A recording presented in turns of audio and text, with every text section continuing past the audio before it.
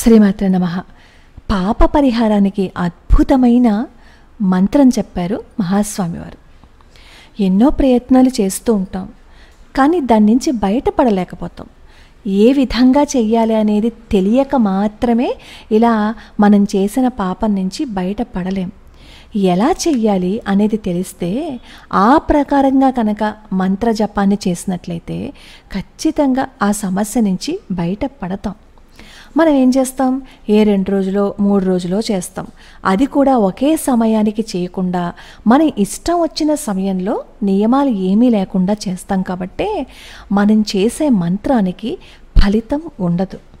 ఎప్పుడైనా సరే మంత్ర జపం చెయ్యాలి అంటే అక్షరాలు చెయ్యాలి అని చెప్తారు. అలా చేస్తే ఆ మంత్రం సిద్ధిస్తుంది.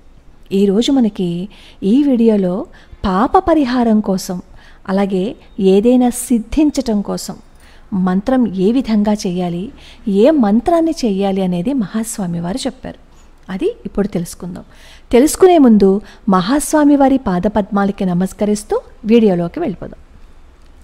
కొంతమంది భక్తులు ఒక శివాలయాన్ని కట్టించారు ఆంధ్రదేశంలో. శివలింగాన్ని గర్భాలయంలోకి తీసుకెళ్లాలని వాళ్ళు ప్రయత్నించారు, కానీ ఒక్క అడుగు కూడా దాన్ని ముందుకి కదపలేకపోయారనమాట. వాళ్ళకి చాలా ఆశ్చర్యం అనిపించింది. ఎందుకంటే అక్కడ వరకు తీసుకెళ్ళగలిగారు, కానీ అక్కడి నుంచి గర్భాలయంలోకి మాత్రం తీసుకువెళ్ళలేకపోతున్నారు. అప్పుడు వాళ్ళకి ఏం చేయాలో తోచలేదు. వాళ్ళు ఏం చేస్తారు అంటే ఈ విషయాన్ని పరమాచార్య స్వామి వారికి చెప్పాలని చెప్పి కంచి వస్తారనమాట. మహాస్వామి వారితో ఈ విషయం అంతా చెప్తారు.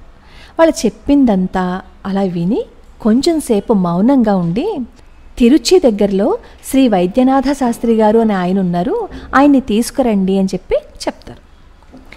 వాళ్ళు వైద్యనాథ శాస్త్రి గారిని తీసుకుని వస్తారు. అప్పుడు ఆయనకి మహాస్వామి వారు చెవిలో ఏదో చెప్పి ఆ భక్తులకి చెప్తారనమాట, మీరు ఈ వైద్యనాథ శాస్త్రి గారిని మీతో పాటు తీసుకువెళ్ళండి అని. ఆ భక్తులు ఈ శాస్త్రి గారిని వాళ్ళ ఊరు తీసుకొస్తే శాస్త్రి గారు ఏం చేస్తారంటే రోజు ఆయన నిత్యానుష్ఠానం చేసేసుకున్న తర్వాత గంటల తరబడి జపం చేస్తూ ఉండేవారు.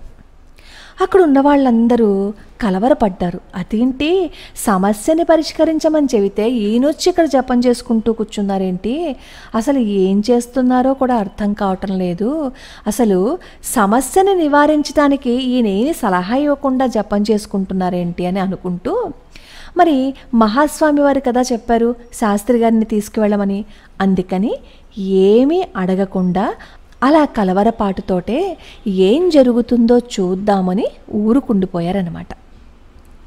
శాస్త్రి గారు 21 రోజులైంది ఆ ఊరికి వచ్చి.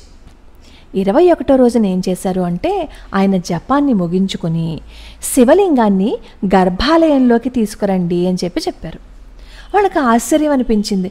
అదేంటి, శివలింగం గర్భాలయంలోకి రావటం లేదనే కదా మేము వచ్చి పరమాచార్య స్వామి వారితో మొరపెట్టుకున్నాం, ఇప్పుడు మీరు ఏదో 21 రోజులు ఇక్కడ కూర్చుని ఆ తర్వాత శివలింగాన్ని తీసుకురమ్మంటున్నారేంటి అని అనుకుంటారు వాళ్ళు. కానీ శాస్త్రి గారు చెప్పినట్లుగానే ఆ శివలింగాన్ని ఏం చేస్తారు అంటే గర్భాలయంలోకి తీసుకురావడానికి ప్రయత్నిస్తారు. ఎంత తేలికగా ఆ శివలింగం కదిలిపోయింది అంటే ఒకప్పుడు ఒక్క అడుగు కూడా ముందుకి కదిలించటానికి వీలు కానంత బరువున్న శివలింగం దూది పింజల చాలా తొందరగా కదిలిందనమాట. వాళ్ళకందరికీ ఆశ్చర్యం అనిపించింది. ఏం జరిగింది, అసలు ఇంత అద్భుతం ఎలా జరిగింది అని శాస్త్రి గారిని అడుగుతారు. అప్పుడు శాస్త్రి గారు చెప్తారు, ఏం జరిగిందో నాకు కూడా తెలియదు, పరమాచార్య స్వామి వారు ఏం చెప్పారు అంటే శివలింగం ముందు కూర్చుని 21 రోజుల పాటు పంచాక్షరి జపించమని చెప్పారు, అంతకు మించి నాకేం తెలియదు అని చెప్పారనమాట. పరమాచార్య స్వామి వారు 20వ శతాబ్దంలో కూడా పంచాక్షరి మహామంత్ర గొప్పదనాన్ని మనకి ప్రత్యక్షంగా చూపించారు. అప్పరని 63 మంది నాయనార్లలో ఒకరనమాట. ఈ అప్పర్ నాయనార్ని శివద్వేషి అయిన జైనరాజు ఏం చేస్తాడు అంటే ఒకసారి ఒక బండరాయికి కట్టి నదిలో వేసేస్తారనమాట. మనం అప్పర్ నాయనార్ కథలో ఇది చెప్పుకున్నాం, ఒకసారి చూడండి. అలా వేసేస్తే ఈ అప్పర్ నాయనార్ ఏం చేస్తారు అంటే అసలు ఎప్పుడు అలా పంచాక్షరి మహామంత్రాన్ని జపిస్తూనే ఉండేవారు. మరి నిత్యము పంచాక్షరి మంత్రాన్ని అలా జపిస్తూ ఉంటే పరమేశ్వరుడు రాడా ఆయన్ని రక్షించటానికి?